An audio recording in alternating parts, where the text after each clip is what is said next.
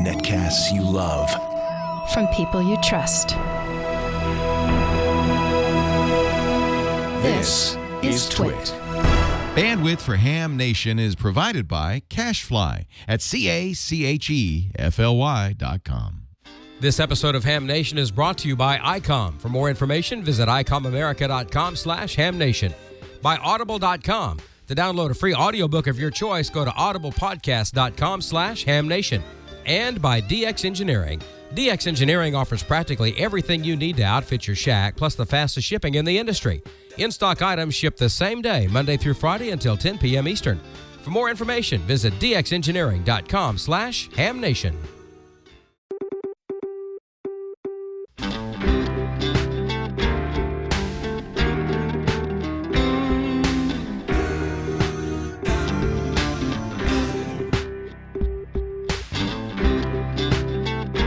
This is Ham Nation, episode number 230, January 13th, 2016.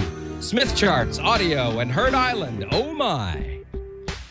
Hello, everybody. It's K9EID, and we're getting ready to do Ham Nation. We're glad that you're here. This is show number 230. And boy, you got to have your pencils and everything else out tonight because we're going to have a lot of fun stuff and great education, because George is going to tell us all about, are going to start talking about Smith charts, and we're happy about that. Valerie's back. Don's been over learning more about the weather and stuff like that, but we'll check those just in a minute. But I'm really happy that I got things going here. I cannot tell you how many emails. It's just overwhelming, and I appreciate it. Keep them coming. Giving me ideas, asking questions, and we're going to answer some of them tonight. So we're here to help you. That's what Ham Nation is all about, is education of amateur radio. Things that you just don't read, and if you do read, you don't understand. And so we're happy to be here with all of the information. George, you got a good one. How you doing down in Mississippi? We're glad that you're here. I'm doing pretty well, Bob. It's been typical January in Mississippi here. The temperature is up one day and down the next, so we're kind of used to that by now. And we're going to talk a little bit about Smith charts tonight. We'll get into that after we've said hello to everybody. Basically, it's a deep subject, so we're going to have to start out with some basics. But good to be here tonight. Where is our buddy Gordo? Gordo is out in the desert. He's out there with all those guys are getting ready to do all of that. So we'll get a report back when he gets back from all that Quartz Fest stuff. But that's where he is. He's out trying to get ready for all that. I think he's probably there, knowing him. He loves all of that. So that's where he is, George. Well, cool. I hope he took his Smith chart with him. That might be beyond what they're doing in the desert, but that's all right.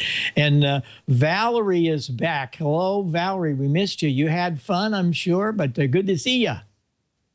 Yep, I just came back from a cruise where I didn't take a Smith chart, but I did take some suntan lotion. And it's now I'm back to the cold and to an empty house, just me, my dog, my Glock, and my shotgun.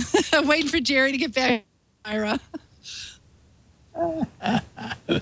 Oh, I know he's having fun on Palmyra, though. You can talk about that in a little bit. I know you're gonna have Bob Schmieder with you. He's just really another one of the great de-expedition guys, and we'll get into that. I'm looking forward to that interview with Bob, and thanks for doing it. And Don, you were with Dr. Tamitha. How are things with her? And how are you? You're cold, did you say?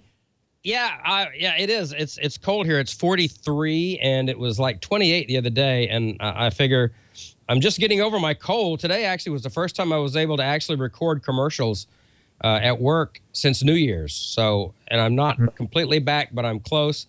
And I figured, well, I'd wear the jacket because A, it's cold, and B, I want to milk my little head cold for as long as I possibly can. And C, I always like to give Ray Novak a cheap thrill. So. Right here. And I got to thinking about this whole, we're in the midst of Powerball fever tonight, $1.5 billion. And they say you have, your odds are greater of getting struck by lightning than winning the Powerball. Well, since I got struck by lightning already, I'm ready. I'm in with a bunch at work. So hopefully I'll be a little more well off next week. And if I'm not, well, oh well.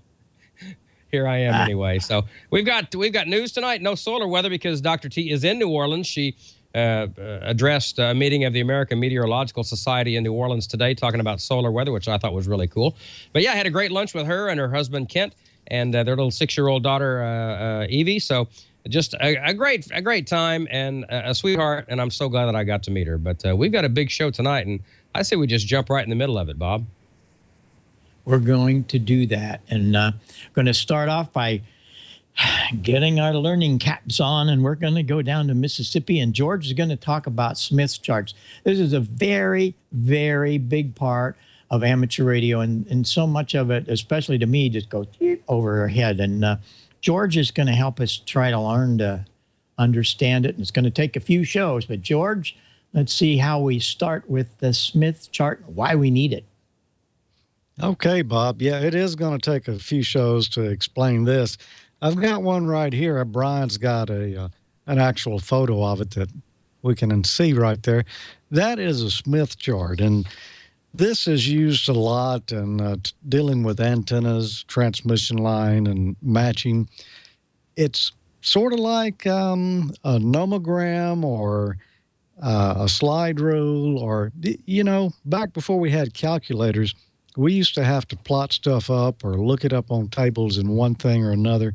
That's when the Smith chart came about. It's a way to show the impedance of a feed line or an antenna or whatever you want to measure. There's a number of different things you can do with the Smith chart. And Bob, I'm kind of with you. I have never really fooled with Smith charts much, and just I knew people had been asking about it in the chat room, and it was probably time that we covered it. And so I'm going to try to make it as painless as possible. Now, keep in mind, I'm learning as we go on this too. After looking at it, I said, I'm going to talk about this Smith chart and some of the things I'm going to plot on there. There's going to be some new people who don't know what those parameters are, and the Smith chart's going to kind of be meaningless to them if they don't understand what it is we're trying to plot on it and then display.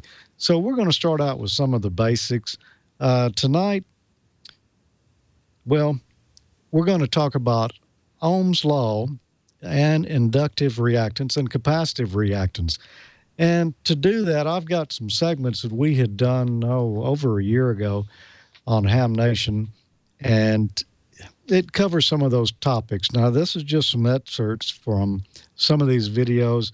On the bottom of the screen there, you'll see the actual episode number where you could go back, watch that episode, and get the whole story on each of these subjects.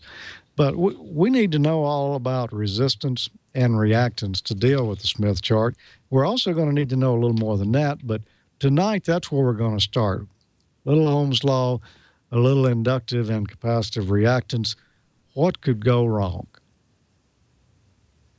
Resistors are electrical components that restrict the flow of current. The unit of resistance is given the name ohm in honor of the physicist George Simon Ohm. Ohm is probably most famous for the law that bears his name, Ohm's law. Current equals voltage divided by resistance. The symbol of the ohm is the Greek letter omega. One way to explain resistance is with a water pipe. Think of the water pipe as a wire with no resistance. The water flows through it unimpeded. Now let's add resistance by pinching the pipe in the middle. The water flow is reduced because it is restricted by the resistance. The value of several resistors connected in series is determined by adding their values together. I'm going to use the simple circuit simulator available at echalk.co.uk to illustrate how resistor combinations behave in circuits. The first circuit we're going to look at contains three 100 ohm resistors. To get their total resistance, we just add the three together, and that gives us 300 ohms. Now, if we applied 12 volts across these three resistors, we would use Ohm's law to find out that current equals voltage divided by resistance, or 12 divided by 300 is 0.04 amps, and that's 40 milliamps. Current is the same at all points within a series circuit, so we could insert an ammeter anywhere we wanted, and we'd always come up with 40 milliamps. Now let's try it with three different value resistors, 100, 200, and 400. We add those three together, and we've got 700 ohms of total resistance. So 12 volts divided by 700 ohms equals 0.0171 amps, or 17.1 milliamps. We already know that the current in this circuit will be the same no matter where we measure it. What about the voltage, though? We can determine the voltage across each resistor by using the formula volts equal resistance times current. So for the 100 ohm resistor, we've got 1.71 volts. For the 200 ohm resistor, we've got twice that much, 3.43 volts. And for the 400 ohm resistor, we've got twice again, or 6.86 volts. If we added all three of those voltages up, we would find out that it equals our source voltage of 12 volts. This is why series resistors are often referred to as a voltage divider network. Now let's look at parallel resistors, and we'll see that they behave quite differently. For just two resistors in parallel, we can determine the total resistance by multiplying the two resistors by each other and then dividing that number by the value of the two resistors added together. If we have more than two resistors, though, that formula won't work. In this case, we would take the reciprocal of each resistor value, which is 1 divided by the resistor value, and we would add all the values together. Then we would take the reciprocal of that number to get the total resistance. Let's take the three resistors that we were using earlier, a 100, a 200, and a 400, and connect them in parallel. If we measure the voltage in a parallel circuit, we will find that it's the same at all points. Using the formula we specified just a moment ago, we found out that the total resistance of these three in parallel is 57.142 ohms. Now, if we measure the current at each branch in this circuit, we'll find out it's a different story from the series circuit. The current flowing through each resistor will be determined by that resistor's value. Let's look at the 100 ohm resistor. Current equals voltage divided by resistance, so that would be 12 volts divided by 100 ohms would equal 0.12 amps, or 120 milliamps. Now, to find the total current for that circuit, there's a couple of different methods we could use. We could take our 12 volts for the circuit divided by the total resistance of 57.142 ohms, and that would give us 210 milliamps. Or we could just add up the value of the current for each branch circuit. As long as we're here, we might as well talk about power too, so that you get the right wattage of resistor for your circuit. There's two different formulas, and we can use either one since we already know the voltage, resistance, and current at all stages in this circuit. The first formula, power equals current squared times resistance, and the second formula is power equal current times voltage. We can apply those to each of our three resistor branches there, and we find out that as the value of the resistor goes down, the power goes up. When an AC voltage is applied across an inductor, the flow of current through it behaves very differently than that of a DC voltage. A sine wave produces a phase difference between the voltage and current waveforms. The opposition to AC current flow through a coil winding not only depends on the inductance of the coil, but also the frequency of the waveform. We could call this opposition AC resistance, but the more common name is impedance. The symbol for impedance is Z. Resistance is always associated with DC circuits, so to distinguish DC resistance from AC resistance, the term reactance is used. Just like resistance, the value of reactance is measured in ohms, but its symbol is X. Both capacitors and inductors have reactance. An inductor's electrical resistance, when used in an AC circuit, is called inductive reactance. Inductive reactance has a symbol of X sub L. In a purely capacitive circuit, the current leads the voltage by 90 degrees. Conversely, in a purely inductive AC circuit, the exact opposite is true. The current lags the applied voltage by 90 degrees. The formula for inductive reactance is X sub L equals 2 times pi times the frequency times the inductance. We can see that if either the frequency or inductance is increased, the overall inductive reactance value would also increase. As the frequency approaches infinity, the inductor's reactance would also be infinity, acting like an open circuit. Conversely, as the frequency approaches zero, or DC, the inductor's reactance would decrease to zero, acting like a short circuit.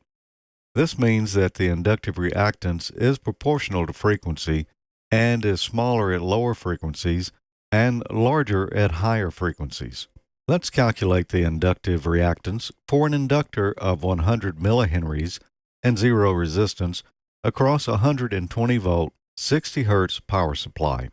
We use the formula X sub L equals 2 pi FL, so that's 2 times pi, which is 3.14159, times 60 hertz, times the inductance in henries, so that would be 0.1 henries, and we find that the inductive reactance is equal to 37.7 ohms. As a capacitor charges or discharges, a current flows through it that is restricted by the internal resistance of the capacitor. This internal resistance is known as capacitive reactance, and it has the symbol X sub C. Its unit of measurement is ohms. Resistors have more or less a fixed value and do not vary so much with frequency. However, capacitive reactance does vary with frequency. As the frequency applied to the capacitor is increased, its reactance decreases. And as the frequency decreases, the reactance increases. This is called complex impedance. And complex impedance exists because the electrons in the form of an electrical charge on the capacitor's plates pass from one plate to the other more rapidly as the frequency goes up. As the frequency increases, the capacitor passes more charge across the plates in the given time, resulting in a greater current flow. Let's look at the capacitive reactance formula. X sub C is the capacitive reactance in ohms, F is frequency in hertz, and C is capacitance in farads. So the formula is X sub C equal 1 over 2 pi FC. Let's try an example now using a frequency of 1000 hertz and a capacitance of 1 microfarad. Now, 1 microfarad is 0.000001 farads. So we would say 2 times pi, which is 3.142, times the frequency, 1000, times the capacitance in farads, which would be 0.000001. And then we would divide that number into 1. And that would tell us that we've got 159.1343 ohms of capacitive reactance with this capacitor at 1000 hertz. So we know a capacitor does not pass DC, and if we think about that, it makes sense because as you go down in frequency, the reactance goes up.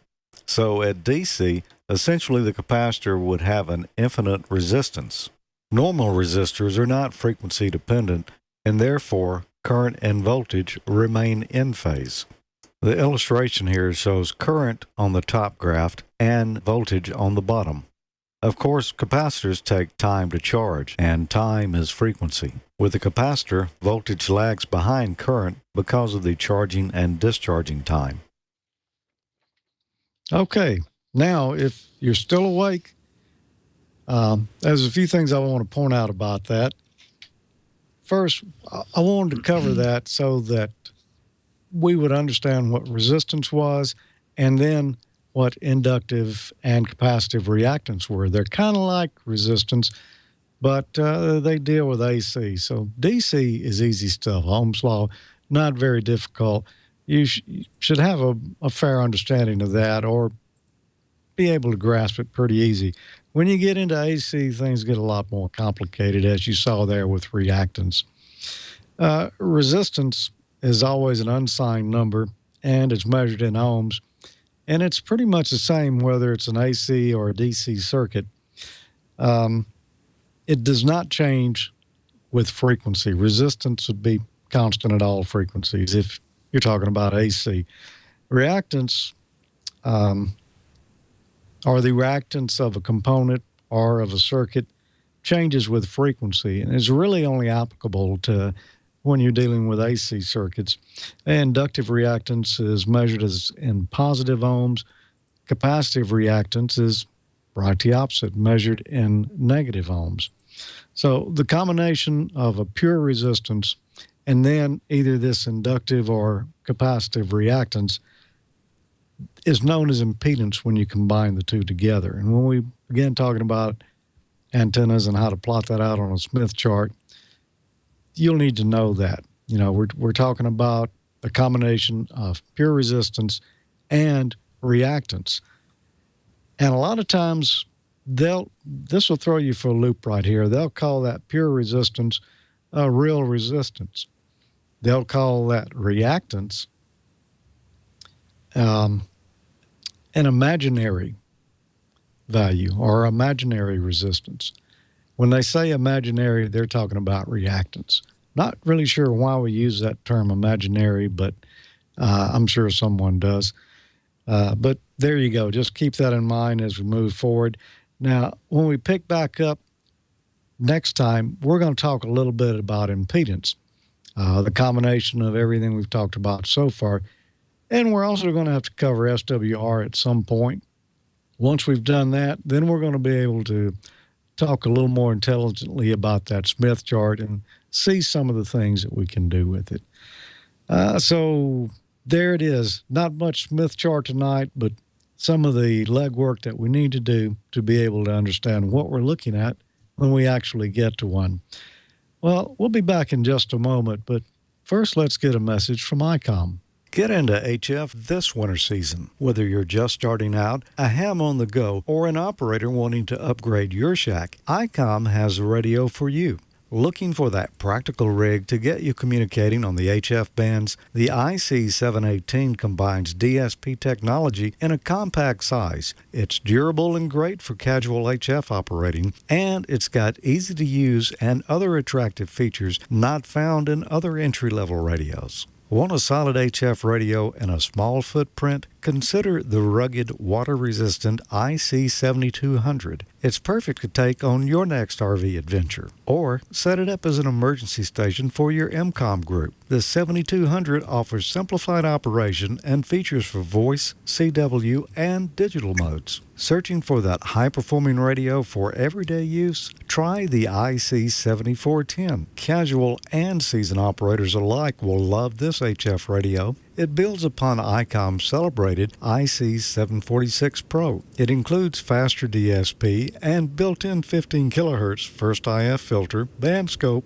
antenna tuner, and more. Does your shack need an update? How about the IC7100? You can use this mobile rig as a touchscreen base station. The separate operating controller is great for hams with limited shack space. You can even explore D-Star digital features, multi-band, and all-mode operation. Make sure you visit icomamerica.com/amateur for more information on Icom's selection of HF radios. And you can tune in and enter to win after each episode of Ham Nation. Go to icomamerica.com/hamnation and learn how you can win in the swag prizes, t-shirts, hats, but also the monthly grand prize drawing for a new radio. Go to icomamerica.com/hamnation for the official rules and to register. And you'll see there that this month they're going to be giving away an Icom ID880H VHF UHF digital transceiver with switchable VHF UHF band. It's analog and D-Star, has wide band receive, free cloning software, and a lot more. So go to icomamerica.com/hamnation after this and each episode of Ham Nation and register to win. Sign up, good luck, and don't forget to follow Icom America Inc. on Facebook and Twitter. Now, I've got a couple of things that, well, we want to give away this week. You know, I asked a question last week, and when I asked this, I didn't know how the answers were going to turn out on it. But what I ask is, which former presidential candidate is a ham radio operator? And boy, we really got a lot of answers on that. We'll start out with some that I could not verify. I had one who said the answer was George McGovern. No, I couldn't find where George McGovern had ever been a ham. I had two that said Mitt Romney was a ham. I couldn't find anything to support that on the internet. I had three that said George Pataki was a ham and his call sign was WB2AQC. I did find a ham with that call sign, but the photos I saw on the internet didn't look like the same dude. So I'm thinking, no, George Pataki, the presidential candidate, probably was not a ham.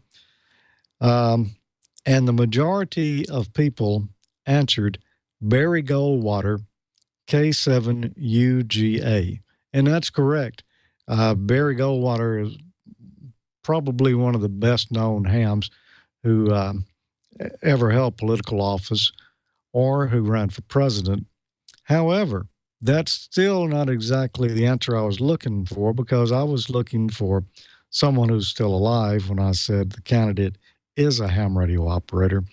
Well, I thought a few more of you would have got this one, but we only had one person who guessed this, and this is the answer I was looking for.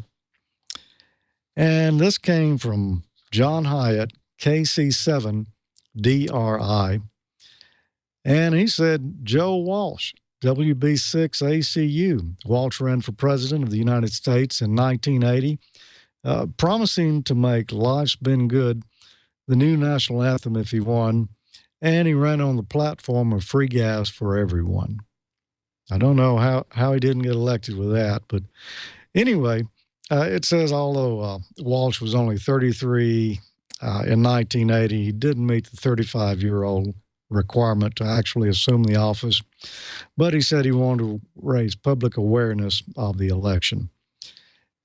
Congratulations, John. You're going to win this Heil Sound t-shirt here. We'll be getting that out to you this week. One other interesting fact on Joe's political background there. Now, all this stuff's coming from the internet, so we know it's got to be true, right? Well, in 1972, Joe ran for vice president. This time his platform was free toilet paper for everyone. That's what I saw in one place. And another place, he said in 72, Walsh ran for vice president with Reverend Goat Carson under the slogan, "We want our money back." And you know, how can you argue with that? So there you go. Congratulations, John. You got who I was looking there. Joe Walsh, former presidential candidate. Of course, Barry Goldwater's the best known one. So we'll be sending that out to you this week. But for next week, we've got another one here. That's this MFJ 113, super bright. You can't see it, can you? Large, 24 and 12-hour alarm clock. Great clock there, easy to see. I mean, you can set that across the shack there, and you'll know what time it is. Yay. It's going to be easy to win this one, though. If you were paying attention, you know, we talked about Ohm's Law. Well, you know, for everything, you've also got something that's right the opposite. I want to know what is exactly opposite of an ohm.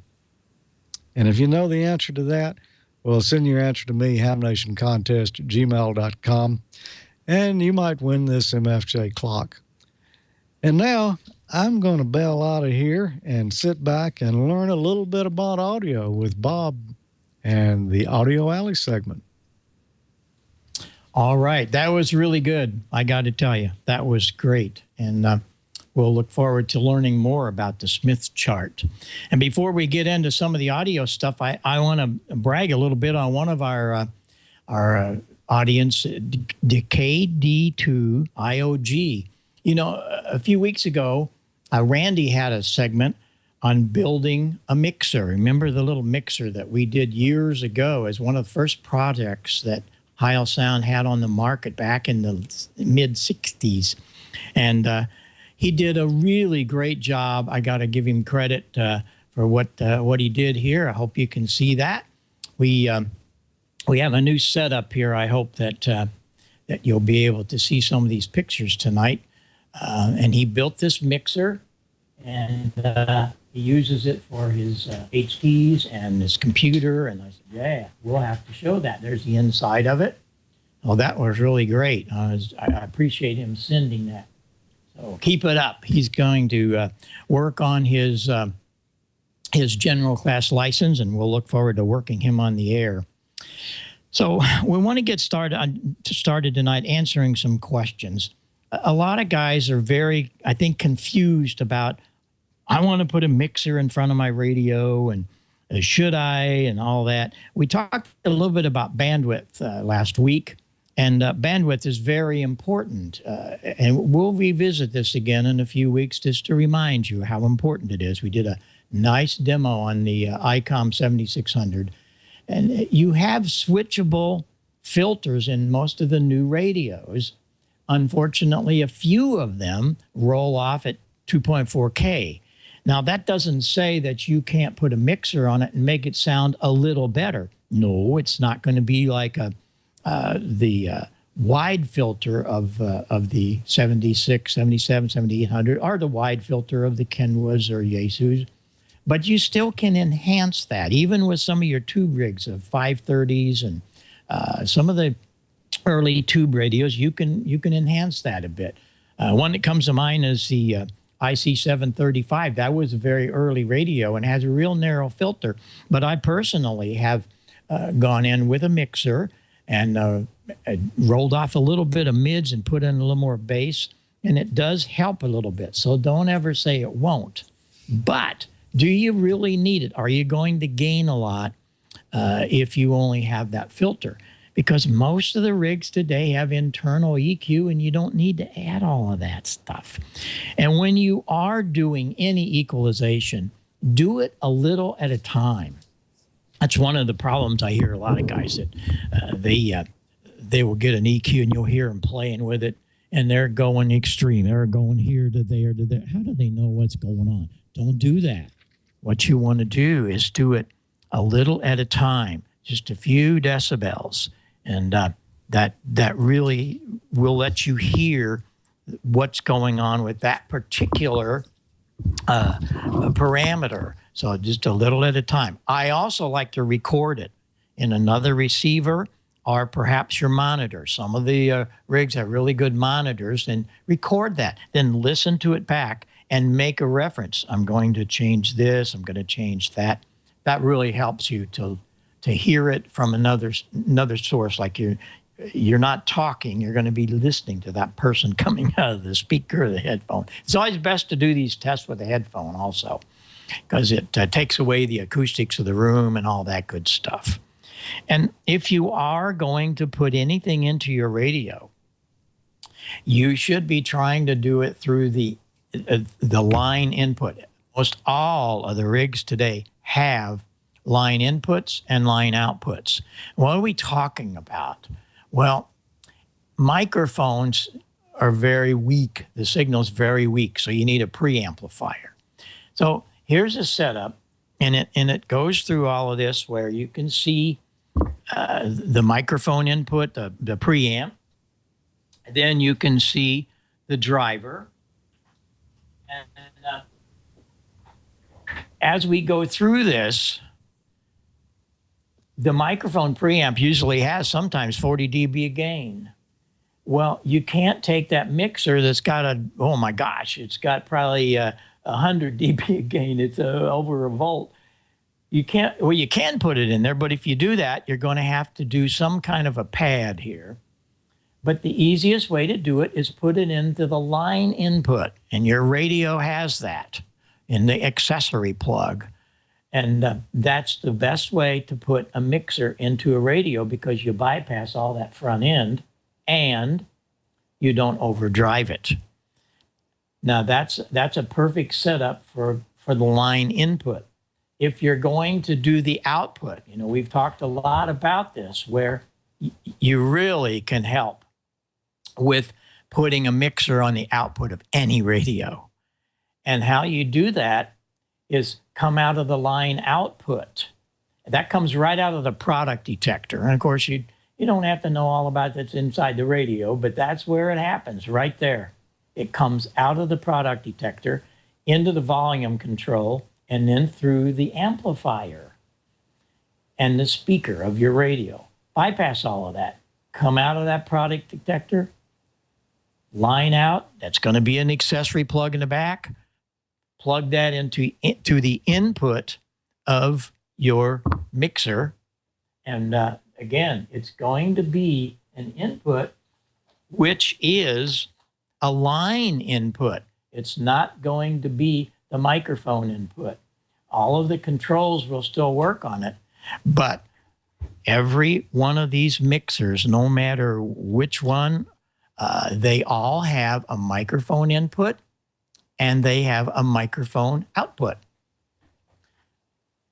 Here is the input of the microphone. Balanced 3-pin, but there's also a phone jack. You cannot plug a microphone in there. Well, you can, but you're going to be about 30, 40 dB down. You don't want to do that. That line input is there to take a signal, like we just showed you, that's several volts maybe. That allows you to put big signals into here, and that bypasses that preamp that's in the mixer. You also have a gain control, and you can vary the gain of that preamp. And then you have all of these wonderful controls to change the equalization. And I got to tell you, it is a whole new world to be able to listen to any receiver when you're listening to it, and being able to adjust the highs, the mids, the lows. And it's wonderful. The other situation is most of these mixers have pan pots because they're stereo mixers. They have a left output and they have a right output. You'll notice on this channel, it's all the way to the left. And what happens there, that only comes out of the left output, which is what you want to do when you're doing anything in amateur radio, because we're always mono. Now, if you put it in the center, like that one, it's going to come out both left and right. And so play around with that. That's very important also. So you can go into the, if you have the JBL system, you're going to have 2 speakers. And those 2 speakers will allow you to have a left and a right. Now, you're not going to have the situation of stereo, no. But you take the pan pot, you put it in the left side, it's going to come out of the left output.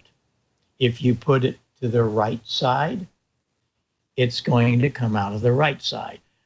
For my amateur radio use, I always put it in the center, and it will drive both speakers equally. And then you can set the speakers up the way you need them, and so they're balanced acoustically. Incredible. You just got to do this sometime. I mean, you won't ever go back to listening to any speaker.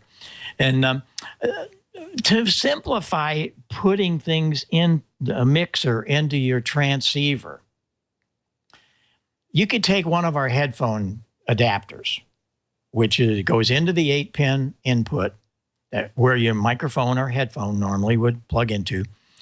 But if you plug the mixer in, you're going to overdrive it. Well, you can do a thing we call a T-pad. And the T-pad is, gosh, it's been around forever. We did this in 1976. It's become the Bible of the sound industry. The guy's still using it because there's stuff like this in there. And we show you how to build a T-pad. But most importantly, all of the resistors. Oh, this is so simple. You can do this easily. You do a little box, and here's what you got to do. You take 3 resistors, and it's what we call a T-pad. Just as it says, a T-pad. That one goes to ground. That is the input. That would be from your mixer. And this would be into the mic input. Now we're saying mic input. This is a simple way to do this, and it works well. And it's one of those situations where when you do that, you can do it easily and not have to go through the back. This would be a 470 ohm. This one's about 220, and this one's around 120. And you can play around with those, but that will take that big signal coming out of that mixer into that real sensitive input, and it pads it down. It's called a T-pad. And all kinds of pads in our industry. But you can do that and make it real easy. Just get one of our headphone amps or adapters, and you probably already have one. You can plug it right into the front, and so that really works great. But experiment with your internal equalization and do it in very small increments. And the other thing that's very important with every equalizer, now catch this, think about this. When you have an equalization form set up and you play with the mid-range, and if you back off the mid-range, it increases the highs. Your ears, playing games with your ears. And a lot of times when we get into the big systems in these arenas and stuff, it'll really throw you a curve, and it'll be the same thing here when you're either for your microphone or for your mixer for the output on the to the JBLs. As you change the mid-range, it will also do something to the high end. And so they're all working together. And here's the way that works. This is very important. I'm very excited. I hope this new camera system works. I know it goes blank for a minute. But in closing here, it can't get any better than me trying to show you. I did these drawings last night. Here's the problem with trying to use like a Behringer mixer. And I had a question. I had several of them. And the guy said, well, how come you said it doesn't do good? Why would 10K not work? Understand, for amateur radio, we are dealing with usually about 100 cycles to 3K, sometimes a lot less. As I told you, some of these filters, those filters stop at 2.4. Well, now, wait a minute. Look at the equalizer in your Behringer or your little mixers. This one, usually they're about 12 dB. You see, this is the center line. Here's 12 dB, 2, 4, 6, 8, 10, 12, right? That's maximum. You're never going to do that, I wouldn't think. But you also can cut it 12 dB at 80 hertz. That's set by the engineer that built that mixer. Well, he also put one up at 10K because those mixers were made for recording and live. It wasn't made for ham radio. So what's happening here? What's happening is that's pretty much useless. Pretty much useless. So look for a mixer that has 3-band EQ. Now we're getting somewhere because that usually the mids are 2.5. Boy, that's right at the beginning of the articulation value. That's where you want it. That's why our microphones always sound better, because we put a rise where the ears want to hear that mid-range, that so important mid-range. And if you roll it off, you got muddy, muddy, muddy. That's one of the key factors to the microphones we build, so we have articulate value and you don't have to do a lot. Plug it in and talk. But you see what happens here? Now that 3 bands are working good for you. You're only going to have 2, but it sure makes a difference if that's what you're going to do. Now, you remember we talk about, and we're going to get into this next week or week after when I'm back. We talk about parametric EQ. What in the world is parametric EQ? These are set by the design engineers, and you can't change it. That's what it is what it is. Parametric, you can change the parameters. You can, if you want to move this up to, say, 200 cycles, you can actually change the frequency of that filter. Now, you still have the fact that you can bring it up to 12, sometimes 16 dB, and you also can change the bandwidth. You see, this bandwidth is set at you can see here, it's set at an octave. It's centered on about 100 cycles, and it'll go all the way up to 200. That's an octave. Well, a third octave would only be that thin. So you see, you can change all of those parameters. You have 3 parameters. You can change the frequency. You can change the level, both boost and cut, and you can change the bandwidth of that filter. Just put a narrow little slice in something if you need. You can bring that 2.5K, bring it down to 1600 if you want. Bring that 12K down to 2. Now we're getting somewhere. See why parametric is so important? On the Alesis mixers that all of us or most of us are using here, the mids, only the mids are parametric. Oh, that works great because now we can move that down a little bit so it's more in the region what we need. So I hope this helps you. Gosh, I know to a lot of people, man, this is so complicated. Just like George's Smith chart, it's so complicated. No, it isn't. And what's so great about Ham Nation, you can come back and watch all this stuff later and pay attention and write us. Tell us if we're way over your head, what you want to hear and see. I just hope this helps you. And we're going to be doing this here for a while. Now, I won't be here next week. I've got to go out to the NAMM show. It's our 50th anniversary of Heil Sound. We're so blessed and very, very humbled by this. And they got a big deal going out there, big birthday party, I guess. And so we'll be out there. But when I get back, we'll be getting into this a little more. But look around at some of these EQs and I want to pay attention to Julius Jones, W2IHY. I'm going to get into his stuff. He's got an equalizer that's centered just for ham radio.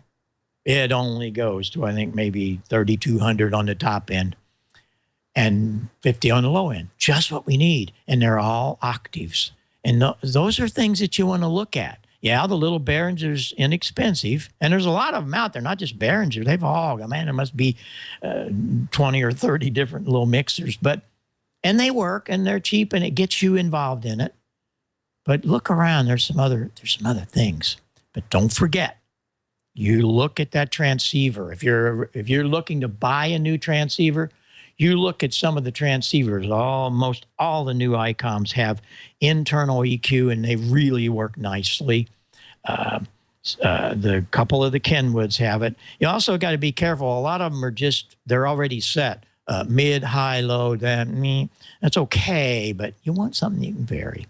So that's it. And I really appreciate having the time to try to take you through some of this stuff, and I hope that it's helping you.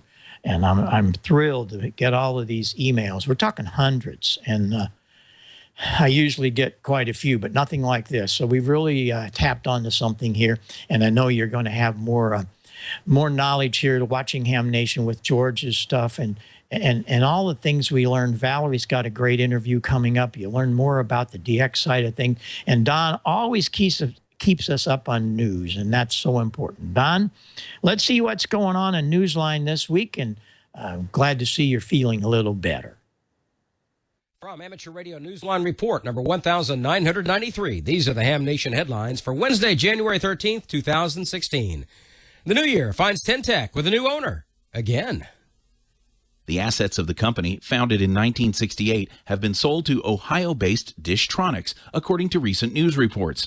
Although final details have yet to be disclosed and neither company has formally announced the purchase, Dishtronics owner Stephen M. Dishop, N8WFF, acknowledged the deal on the ARRL website.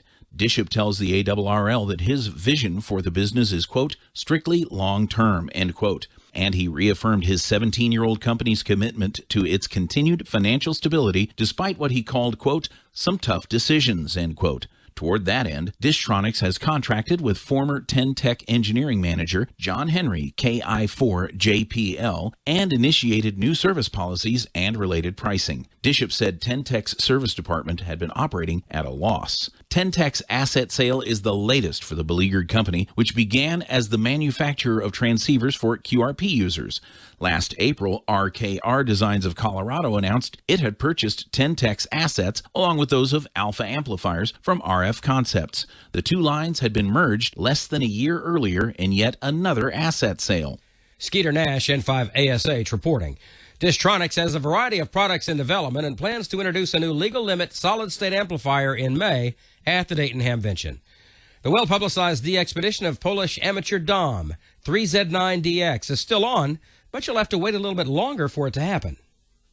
Dom rocked the airwaves in late December with an unannounced on-air demonstration from North Korea, which was a big success, despite problematic solar conditions. Even with little fanfare announcing his presence, he managed to make almost 800 contacts, most of them in Asia. When he departed North Korea to celebrate the holidays back home in Poland, he announced a hoped-for return in February to get back on the air. His plans have since changed. He recently told DX World that he will now wait until late summer before launching his long-awaited de-expedition as P5. His goal, he says, is to find a location that will provide quieter operating conditions. For the Amateur Radio Newsline, I'm Graham Kemp, VK4BB. So, good things come to those who wait. Your NOAA Weather Radio is about to get a new voice. Bobby Best, WX4ALA, picks up the story. NOAA Weather Radio was about to deploy its first upgrade in 15 years of the system that produces its broadcast programs. And that upgrade will change the voice listeners hear delivering observations, warnings, watches, and forecasts. A number of Weather Service offices, including the ones in Greenville, Spartanburg, South Carolina, will be involved in an operational test and evaluation period following the launch this month. NOAA hopes the new voice, generated by a new computer system, weathers the flood of feedback it expects during this period, which is likely to last several months. If all goes well, the new system will have a nationwide rollout later in the year on all transmitters. Don Siebert, N2MOO, Vice President of the Sierra Nevada Amateur Radio Society, was injured in a motor vehicle crash on New Year's Day and remains hospitalized in Reno, Nevada. Reports on the Nevada Amateur Radio Newswire website indicate that Siebert's condition was being assessed by doctors following surgery.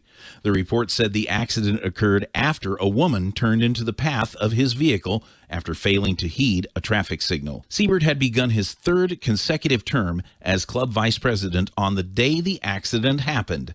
Siebert is considered one of the principal architects creating the DMR system for the Sierra Nevada Club.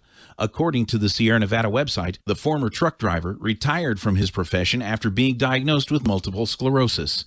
The website said that a GoFundMe account has been set up to defray his medical expenses following the accident.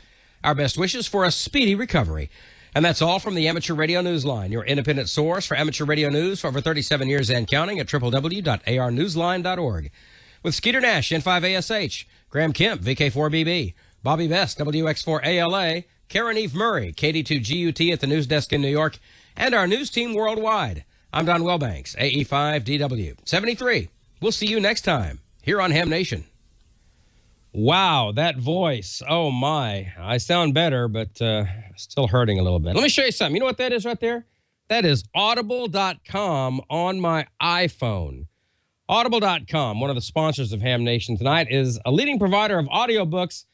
They have more than 180,000 downloadable titles across all types of literature, fiction, nonfiction, periodicals. And because you're a Ham Nation fan, Audible will give you a free audiobook to give you a chance to try out the services. Now, one book you might consider downloading is by a guy named Daniel Silva, and it's The Messenger. This is one of those, I told you about this last time we had Audible on. It's a spy a spy book, and the main character is Gabriel Allon. He's an Israeli spy.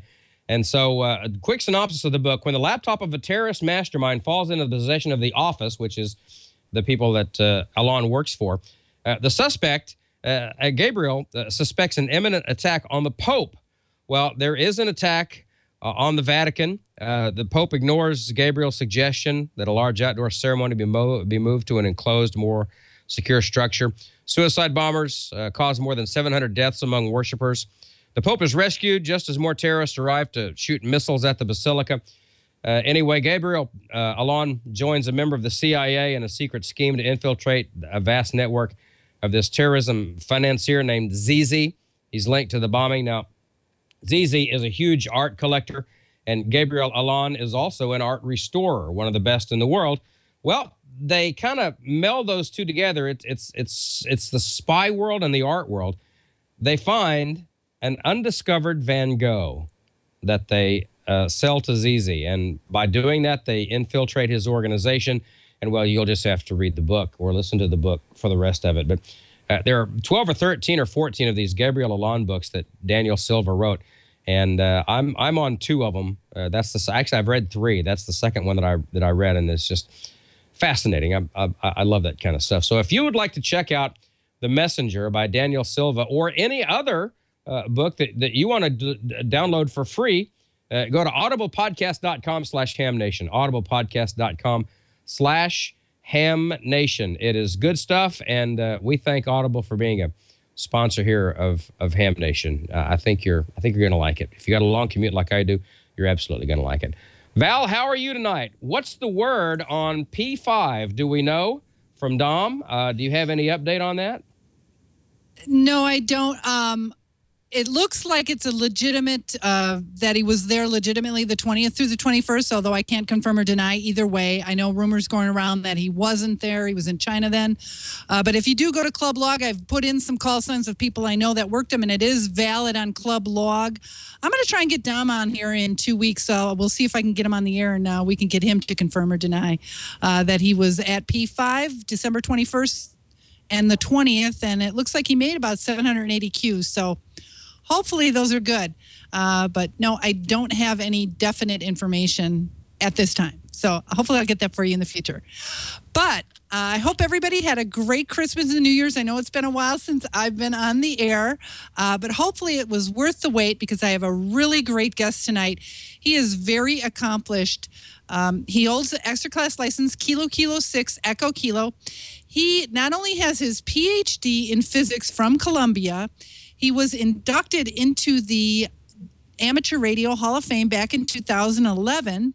He has been on several de-expeditions and expeditions, either for research or for amateur radio. He's usually led or co-led them, many of which received de-expedition of the year. He's also wrote several books, including a children's book called Great Adventures, which might be a great idea to get your grandkids interested in the de-exing aspect of the hobby.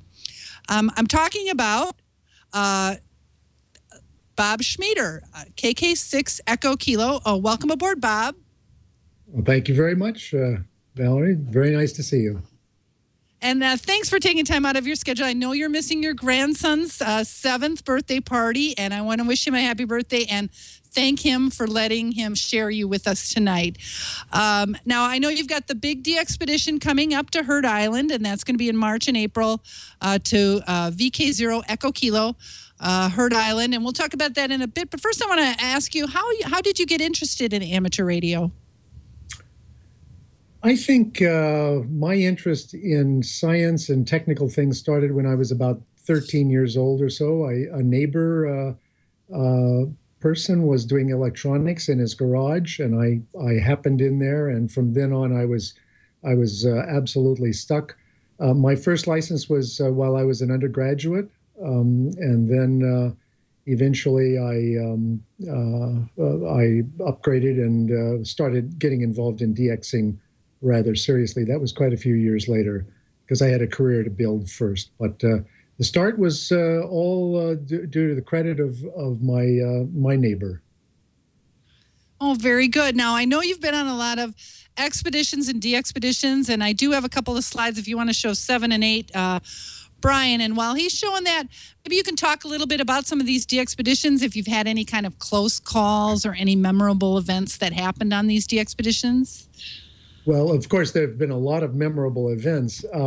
The first really big expedition was to Peter I in 1994.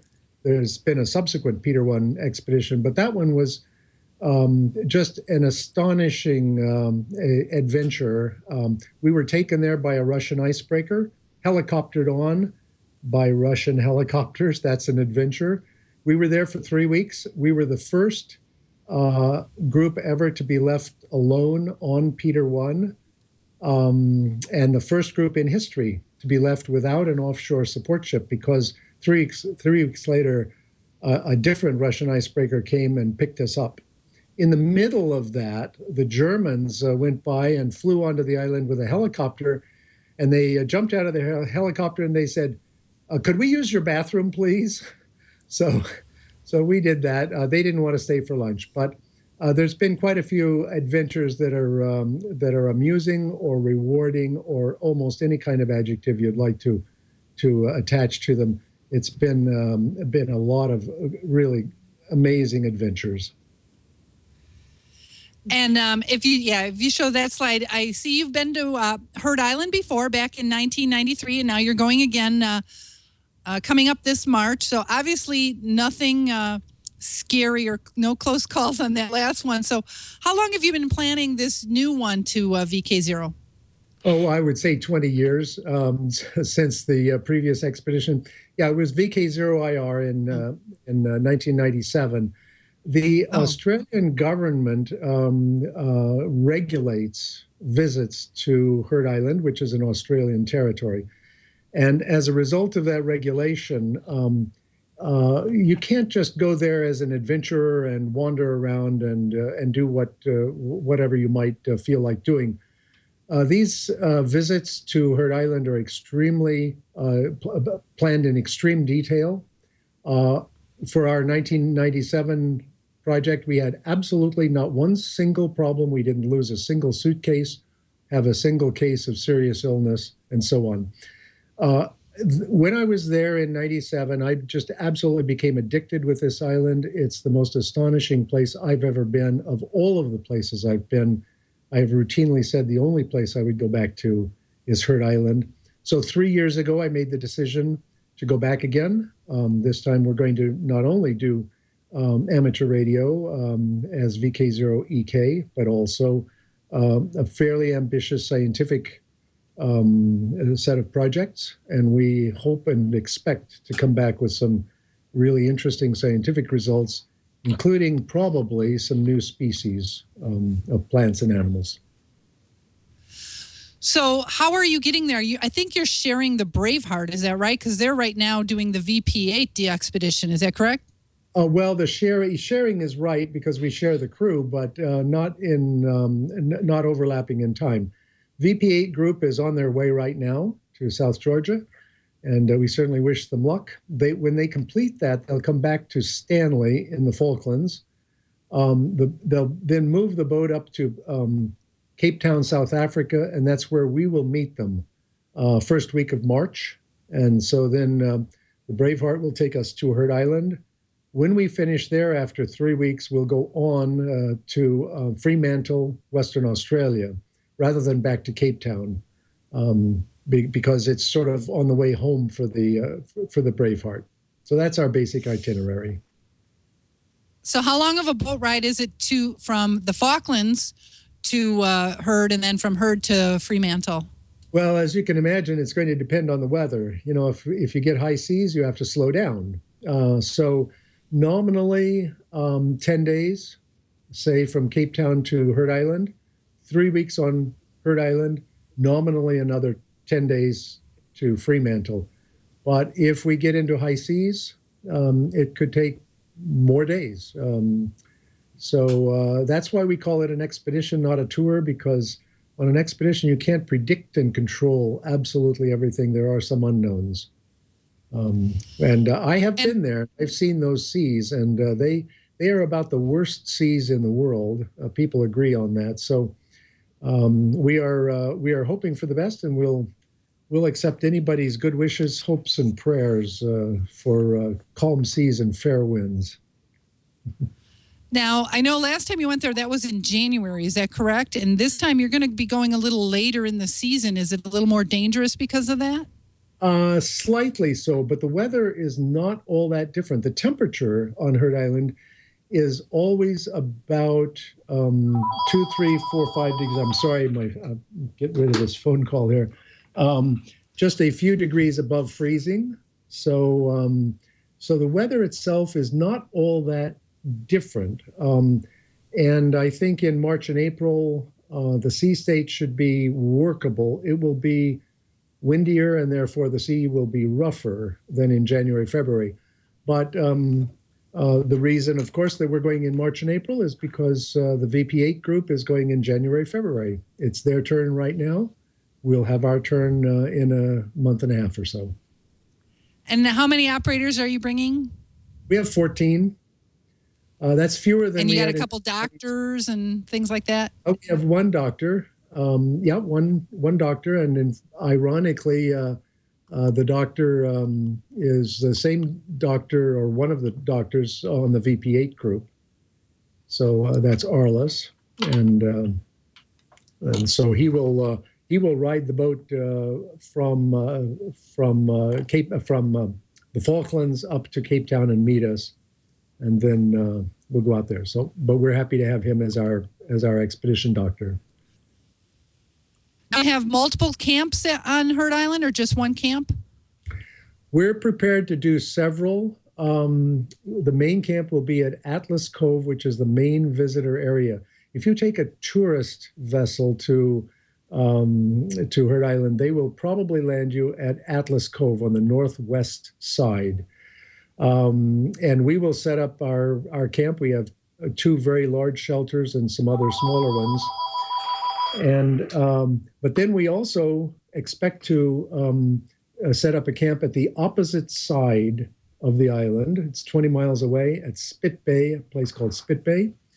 Part of the reason for that is that the propagation path to the central North America and West North America is very poor from Atlas Cove. There's a volcano in the way, a 9,000-foot volcano in the way. So we decided to do at least part of our operation from Spit Bay, the other side of the island, so that we'll have a straight shot towards central and western North America. The other part of the reason for going there is that scientifically, it's extremely interesting. A lot of very active, dynamic glacial processes, lagoons. There's a whole huge lagoon a mile across that's formed in the past 10 years.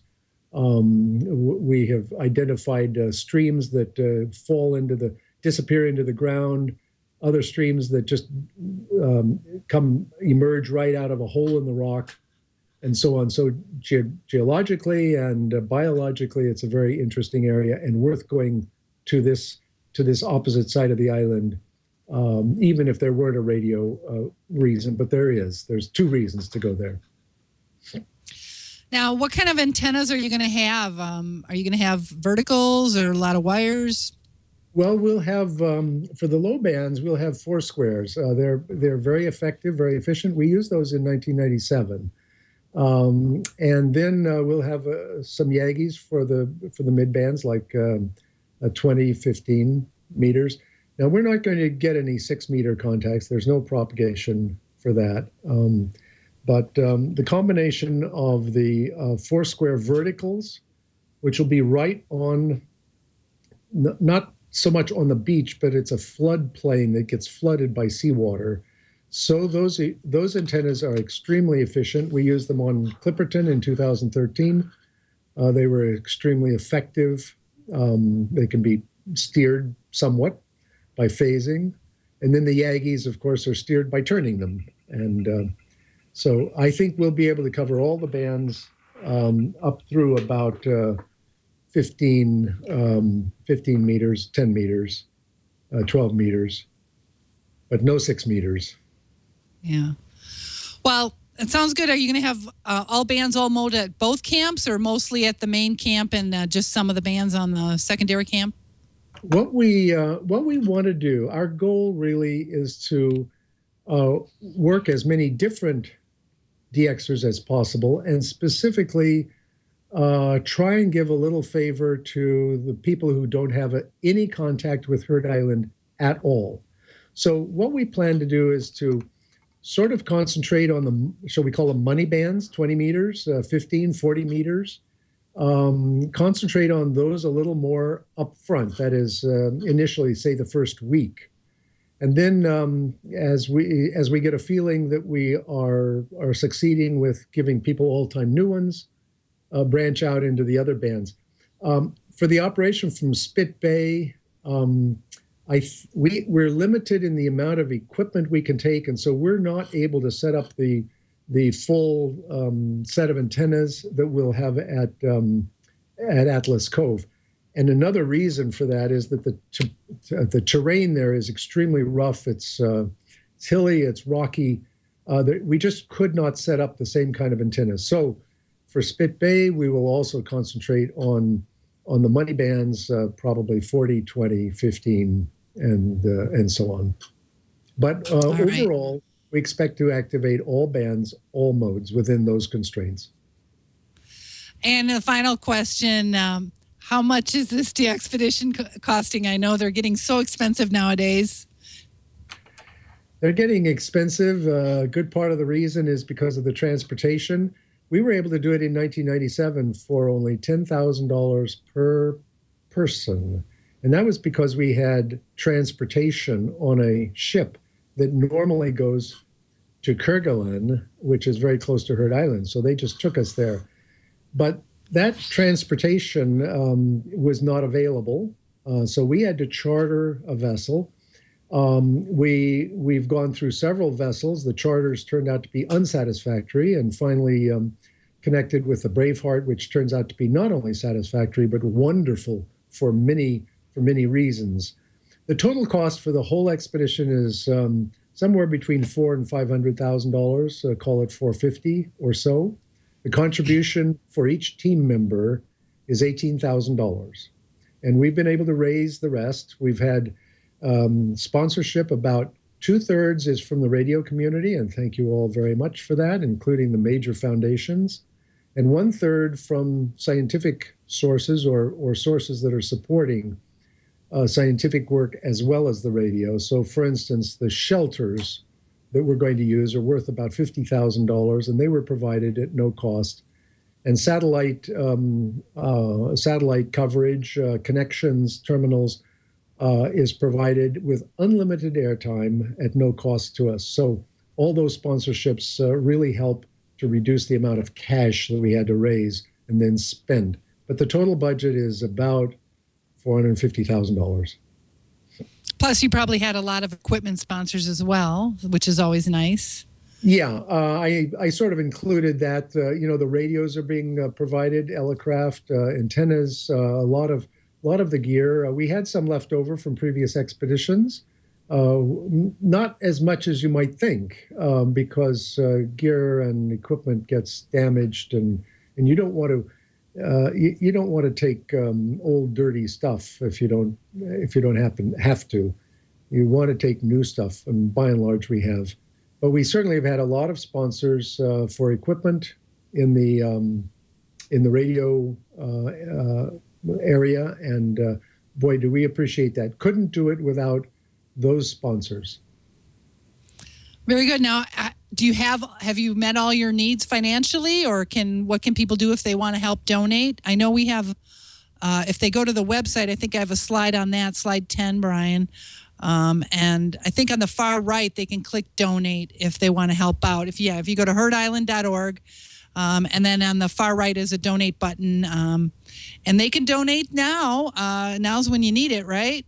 Yeah, that's right. There's our homepage, and it's actually on the link is on the bottom there, and it says donate. It's in the lower right-hand corner. That's right. That's the page that you see. And like to point out that, first of all, the website is heardisland.org. All donations are tax deductible. We're a 501c3. All the information is there on the website, but if you want more, I can provide it. And we will continue to appreciate the donations. We've been successful enough so that we are not in risk of not going. We can pay the bills. The only question is, can we pay all of the bills? There are some expenses that are unknown: port fees, customs fees. If there's, many organizations have a contingency in case things unpredicted happen. They might. So we will appreciate very much the continued donations. PayPal is the easiest way to do it. That they take about a 3-4% cut, but that's not so bad. Love to have it. And there are various categories. If you donate $30 or $100, you get to be in one category or another. I'll just remark on one. If you donate $100 or more, you can be in a category called "You Name It." And the reason is we are almost certainly going to collect some new species that are new to science, and any of those people on that list will be able to suggest a name. Can't guarantee it, but you could suggest a name for it. Name it after yourself if you wish, or your lady friend, or your man friend, or whatever. By all means, we will appreciate all of those, all that support. Now, before I let you go, I just want to find out if, say, Bob or Don or George, or if anybody else out there has any questions for you, Bob. Mm-hmm. Bob Heil, George, Don, anybody? I'm good. Nope. I'm good. I'm looking forward to trying to work this. So yeah. Yeah, it sounds like they're going to be loud with some beams, so that's really good on the money bands. Well, I'm going to let you go, Bob. I know you gave up a lot to be here tonight, and I appreciate it. And hopefully we'll get you back after the D-Expedition. You have some really good pictures and some good stories to go with it, right? Well, I not only hope so, but I'm sure we'll have lots of pictures. Of course, we're going to have thousands and thousands of pictures. I hope we'll have lots of good stories. Mostly, I hope we'll have lots of DXers in our log. So we're looking forward to that. It's going to be a fun time for us. And then it's going to be fun meeting people at the conventions, Visalia, Dayton, and Friedrichshafen, and so on afterwards. So thank you again for your support and for this opportunity, and look forward to interacting with you next time. All right, sounds good. Bob, and have a safe and good D-Expedition. Oh, you have a question, Bob? Yep. Yeah, I just want to tell you publicly, Bob, I really appreciate all you do, because I know this takes a ton of time and money. A lot of guys wouldn't understand. It is overwhelming, and I know that through the years we've helped you with the headsets and connectors and cables, and should you need help here, you know where I am. So give me a buzz, but congratulations on getting it all going, and I look forward to helping you along the way, and thanks for being here tonight. Well, thank you, Bob. I've enjoyed seeing you at the conventions year after year, and appreciated having your support year after year.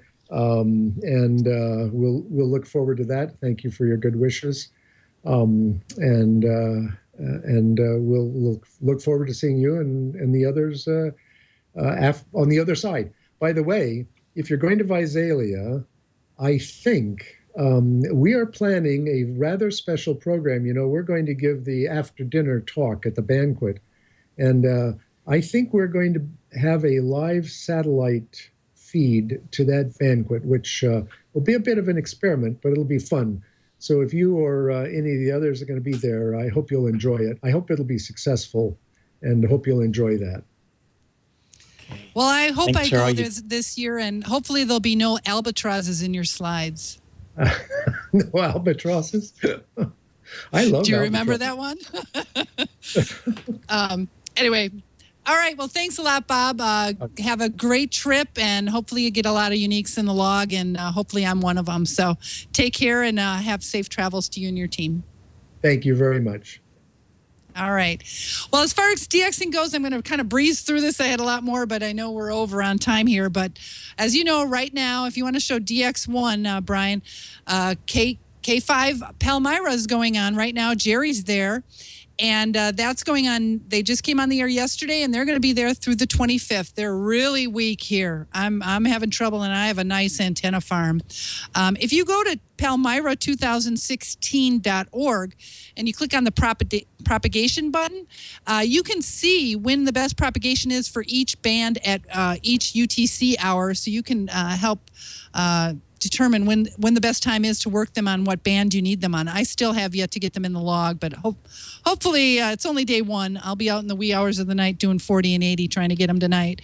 Also, the VP8 guys, they just landed in South Georgia. Now, that's the more pleasant of the two islands. They're going to South Georgia and South Sandwich Islands. So they landed in South Georgia. There's a small contingent of researchers on the island, and they have to sit through an informational and safety class before they can continue on to South Sandwich. So hopefully tomorrow they're going to continue on to South Sandwich after doing their informational thing. And they hope to be on the air from South Sandwich, which will be VP8 Sierra Tango, Italy, and that'll be from the 17th through the 25th, weather permitting. Now, that's the rougher landing. A lot of boulders and waves. I watched some videos on that, and it looks to be a rough landing there. So they hope to be on the air for 8 days. Then they have to pack it all up, get back on the Braveheart, and head back to South Georgia. And they're going to operate for 8 days from February 1st through the 9th. And that call sign is going to be Victor Papa 8 Sierra Golf, Italy. So make sure you get those guys in the log, too. That's very rare DX. As far as contesting goes, this weekend is the NAQP sideband contest. And that's slide 5, Brian DX5. And that's this Saturday, 1800 UTC, which is noon my time. And it goes till midnight my time. Whoop, nope, the other one. And there's 2 categories. You can have low power, which watt or less, or QRP, 5 watts or less. And you know what? I think I'm going to try QRP this weekend with this antenna farm and the YL voice. Maybe I can make some good QSOs with QRP. So if you hear some YL down in the weeds, that'll probably be me.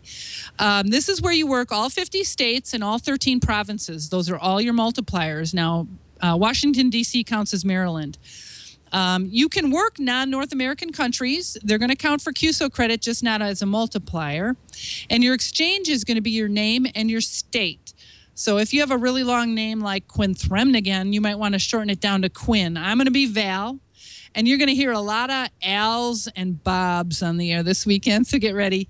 And if you work somebody who's from outside of North America, you just need their name. So hopefully we'll hear you on the air, and hopefully you'll hear me, especially being QRP. So that's all I've got for the DX and contest report this week. I'll see you guys in 2 weeks, and I'm going to pass it over to Don back in Mississippi, and he's going to tell us all about DX engineering.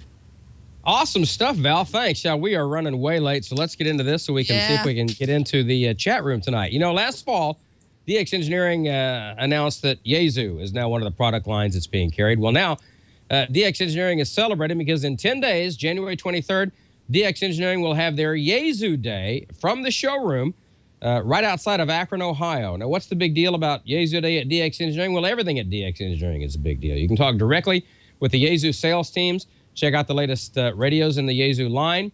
The DX Engineering technical staff will be there from 9 to 2 to answer your questions and offer advice. They'll be giving free station consultations. So if you've got something that's been bugging you, stop on by. They can probably help you with it. Of course, a fully functioning Yaesu station and repeater you'll be able to use too. The N8DXE repeater is always on the air. You can find that frequency easily at dxengineering.com. And you can take advantage of some huge discounts on open box DX Engineering gear. The deals will be available while they last and continue both Saturday and Sunday, the 23rd and the 24th.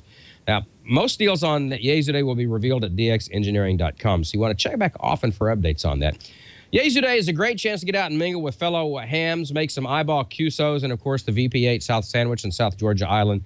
The expedition is coming up soon, as Val detailed there. They're listed as number 3 on the most wanted list, so don't miss your chance to snag these super rare contacts. They're a must if you're chasing honor roll status. And the DX Engineering met with the VP8 team to develop station setups, and that will make sure that VP8 is a success. You want to show what, to show you what the VP8 team will bring to the islands. There is a DX Engineering developed VP8 DXpedition combo, a series of them. There are 4 in total. They're a great resource for any operator planning their own DXpedition. You can use them to benchmark your home station. DX Engineering, of course, heavily involved with several of the other high-profile DXpeditions on the 2016 calendar.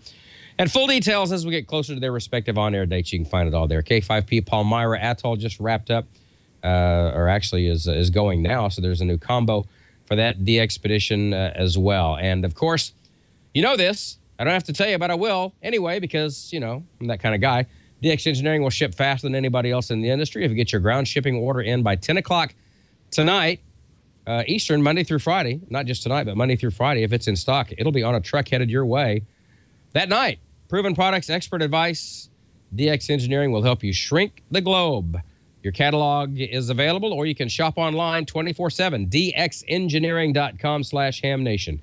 DXengineering.com/HamNation. Great supporters of what we do here at Ham Nation. And now let's see if we have some chat room stuff with Amanda. How are you tonight, darling? I'm doing good. Go Broncos in the playoffs. There you go. Yeah, since my Saints are out, why not? Go Broncos. Yeah, thank you. And Val, go Green Bay. I'll root for them for now. Anyhow, Val, I've got some questions for you for sure. The first one I just wanted to go over, since it's now DXpedition season, I'd love to remind people of how to try to work a DXpedition station. So I would first, and you chime in after this, but I would first love to remind everyone, they're most likely working split. Stop calling on top of them. Val, you take it from there. Definitely. They're almost always working split unless you hear otherwise. And please don't tune up on the DX frequency. Some of us are really struggling to hear that DX frequency, and that just rounds them off. Use the DX Code of Conduct. You can just go, I have it on my QRZ page. If you go to NV9L, I have a DX Code of Conduct logo. If you click on it, it takes you right to the link. And so please follow the DX Code of Conduct. And always make sure your split button's on and tune up into a dummy load or on another frequency, please. Those are my 3 main things. Absolutely. And I've been trying to listen to K5P, not a peep yet. I still have it on 20 meters right here. I was hoping just maybe propagation would open up, but not so much yet. Anyhow, thanks, Val, for that.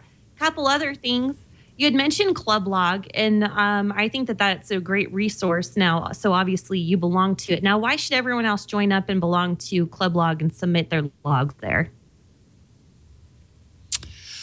Well, it's what I use it for. I put it on there. A lot of people now, they don't have to send me cards. They can request my card through Club Log. You can set it up for free, which I did. I'll send it to them for free through the Bureau. But I use it to OQRS a lot of the DX I need rather than mail them a card. If you OQRS, it's usually the same price you would have spent to send them a card. So I go on there a lot and use that for most of the DXpeditions. Also, a lot of the DXpeditions have really good propagation charts on there too as well. So it's just got a lot of useful things to use it. And I just like having my log in the cloud, just in case I need to access it. I can access it from my phone very easily. If I meet somebody, I can just pull it up on Club Log and see if I worked them. So, absolutely. And I didn't really even think a lot about Club Log, but there's also a couple other cool features about it. If you've ever gone to somebody's QRZ page, you can see it kind of streaming there and showing all their contacts recently. So that's kind of a cool thing. You can kind of see where they're open to. And the other thing is you can find out if you've actually been logged in with the DX station that you've been trying and you thought that you made a contact with. Now you can double check after they've uploaded it. So I think those are also cool advantages for, and that's, I don't think you have to be a member to do that stuff. I think you can just search, but it's kind of cool stuff. Other than that, along with working the split val, there's kind of some speculation in the chat room that some of these DXpeditions aren't being fair because they're working in the extra portion of the band. But when they're working split, they're actually talking in the extra portion and listening up in the general. Is that correct? Well, it depends on where in the DXpedition they're at. Most wanted DXpeditions start out in the listening and transmitting in the extra class portion. And the reason for that is the pileups are so massive. That's just one way to thin the herd, so to speak. And that usually happens in week 1. And then in week 2, they may be transmitting in the extra class or advanced portion, but listening up in the general portion and opening it up to others. When they first start off, it's just so hard to even pick out one letter of a call sign sometimes. So, and they don't want to be listening 5 to 30 up, and taking up so much band use. So that's just one way they can thin the herd, is by not letting the generals work them that first week, but watch within usually after week 1, they're going to be open to everybody. So they'll be in the bands everybody can work them on. Every general can work them on. So that's why they do that. Very good. Well, thank you for that info. That helps a lot to know what to expect. So, and I can't wait for Jerry to get back. Maybe he'll tell us all about it. And I can't believe he went to a really warm, nice place this time. So congrats for him. I hope he's having fun. With that, Dawn, this question was originally for Bob, but I think that you can probably answer it. Again, speculation in the chat room was that if you're going to throw a mixer into your HF setup, it usually tends to make you wider than the regulation of 2.4 to 3.0 kilohertz. Is that true? Is that what mixers do, or is that really not the cause? No, that's like that's a pretty blanket statement. How wide you are depends on how you adjust the mixer. I mean, okay. That's totally on the user. Completely and totally on the user. You can stay within 3K very easily, and probably if you're going over 3K anyway, it may be because you're compressing too much and you're too loud and you're just splattering out. But that's where it comes into listening in headphones and using. If all you have is the monitor on your radio, that's not the best, but it's better than nothing. Listen to yourself in headphones as you transmit on the monitor. Listen to yourself on another receiver.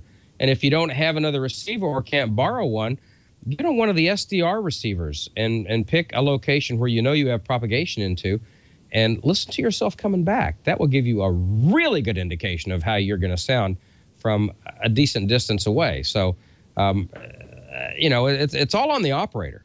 It's all on the operator at that point, I think. Good. Well, and I see now that I have this 7600, which I love with the new waterfall addition to it, you can absolutely see when people are totally splattering the band. Right. Yeah. And it almost, it gets you. It kind of irritates you, but you're not sure if they're going to listen to you if you try to explain that they're kind of splattering. And I wish everyone would take the time to listen to their signal, or ask somebody that they know, listen for me, tell me what you hear. Is it wide? And what am I doing? Is this a good signal? It's not hard to ask for those signal checks and hope that people are honest with you. So, hey, you guys, that's all I have. Great interview, Val. Wonderful. And kudos to all your pals out there on, how do you say it? Palmyra Island? No, I'm going to mess it up. Sorry. Palmyra Atoll, right, Val? Yeah, Palmyra. I used to live near Palmyra, Wisconsin. I was thinking of taking a road trip up there so I could work Palmyra from Palmyra. But I can't even hear them from this massive antenna farm. So it's a struggle to get those guys. It is right now. Hopefully, maybe they'll go to 40 meters. Maybe we'll have better luck or something. But I'm sure they're busy as it is. So that's all. That's all I've got. You guys have a great night. Over to you, Don. I'm sure you're wrapping it up here for us. All right. Yeah, but Bob is probably still here, but we'll tell you where the nets are. 7278 is where Steve, W7UDI, and the folks are on 40. And Echo Link star Dewdrop in star 355-800 on D-Star, and of course 14 Charlie. That's on Echolink, and 14 Charlie on D-Star. So get out and have fun with the nets. We've had a show and a half tonight, according to the clock. Bob, you want to wrap it up for us? Bob is gone. Here. Bob. Dr. Bob has left the building, so I'll do it. We'll say for everybody, for Val and George and everybody else, along with Ham Nation.